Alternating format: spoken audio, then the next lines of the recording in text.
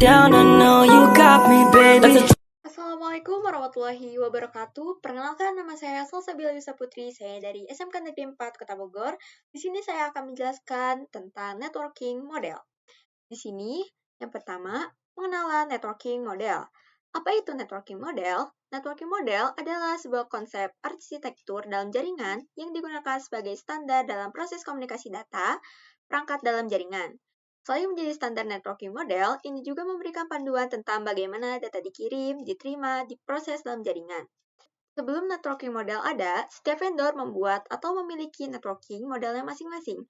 Karena setiap vendor memiliki networking model yang berbeda, maka komunikasi antar vendor sulit dilakukan. Jadi, usaha untuk membangun suatu jaringan komputer yang sangat besar. Oleh karena itu, dibuatlah sebuah standar atau spesifikasi minimum oleh ISO, International Organization for Standardization, pada tahun 1984, yaitu dengan nama OSI, Open System Interconnection, atau bisa disebut OSI 7 Layer Model. Di sini ada before versus after networking model. Di sini bisa kita lihat sendiri di sisi kiri perbedaan sebelum kita mengenal networking dan sesudah. Nah, bisa dilihat yang before itu sangat tidak beraturan, sangat chaos keadaannya. Karena di sini ada encryption dulu, application, sending message, address of the server, sangat tidak beraturan sama sekali. Jadi, ini tuh tidak tersusun sama sekali ya teman-teman. Minus aturan itu selain memiliki vendor, itu memiliki aturan berbeda, tapi dia juga tidak akan tersusun.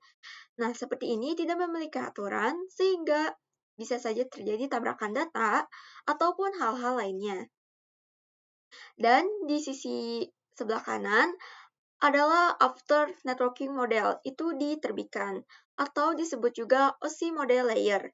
Bisa dilihat sendiri, sudah tersusun rapi sesuai urutannya, dimulai dari application, presentation, session, transport, network, data link, dan physical. Oke, di sini terlihat sendiri ya teman-teman perbedaan before versus after-nya.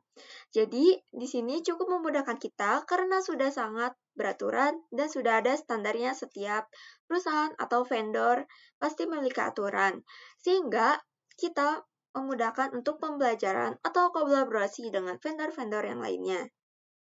Oke, di sini pengenalan OSI layer. Di sini, networking model itu ada dua. Networking sekarang menggunakan TCP/IP model. Ini karena TCP/IP lebih less formal dibanding OSI. Kalau tadi, ISO itu menerbitkan networking model yang bernama OSI. Adapun TCP/IP. TCP/IP ini adalah seperti upgradean dari OSI layer. Nah, karena dunia jaringan itu, teknologi jaringan semakin berkembang. Jadi, pastinya para perusahaan atau para organisasi terus berkolaborasi. Memperbaiki sebuah sistem untuk mempermudah kehidupan teknologi manusia ke depannya. Setelah memiliki OSI karena lebih kompleks, maka sering digunakan untuk kebutuhan edukasi. Jadi, kalau yang sering digunakan itu adalah TCP/IP. TCP/IP ini biasanya adalah model yang dibuat lebih ringkas, sedangkan OSI layer mempunyai 7 layer, sedangkan TCP/IP sudah menggunakan 5 layer.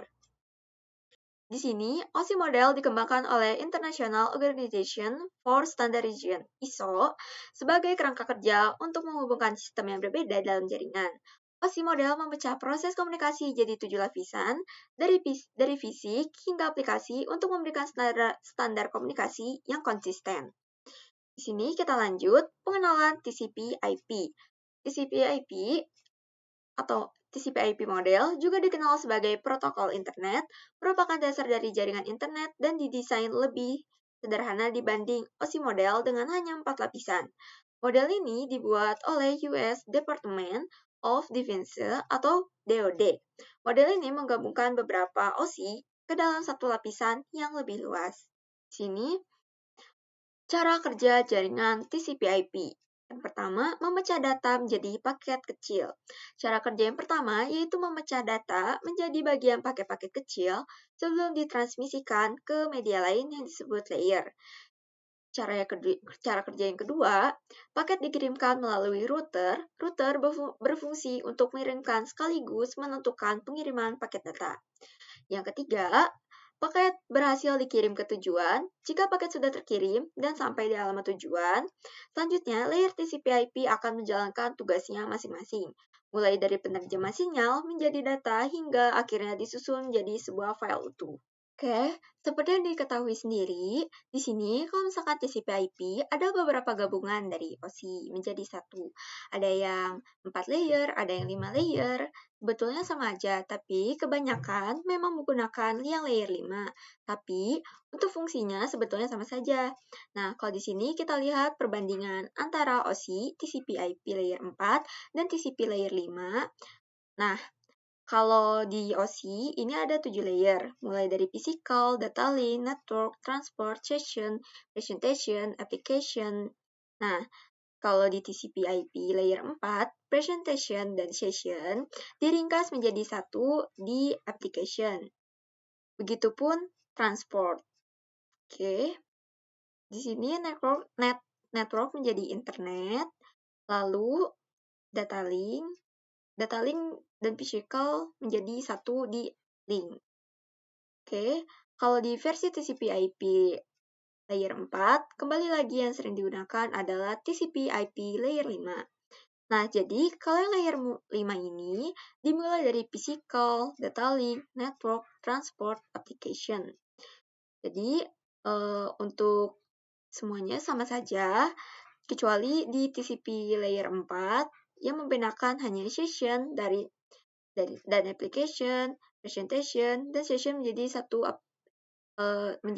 di application. Oke. Di sini TCP/IP application layer. Strukturnya TCP/IP model ini, yang pertama, application layer atau lapisan aplikasi melayani antarmuka untuk aplikasi atau perangkat lunak untuk berkomunikasi melalui jaringan. Protokolnya contohnya HTTP, FTP, SMTP, dan lainnya. Nah, maksudnya itu apa? Di sini ada contohnya. Teman-teman kalau misalnya biasa browsing, seperti ada yang mengirim link URL. Kalau teman-teman cari di Google atau YouTube, cari google.com atau youtube.com, itu merupakan communication implementasi dari TCP/IP application layer. Nah, communication process according to HTTP. Jadi di sini teman-teman lihat ada user.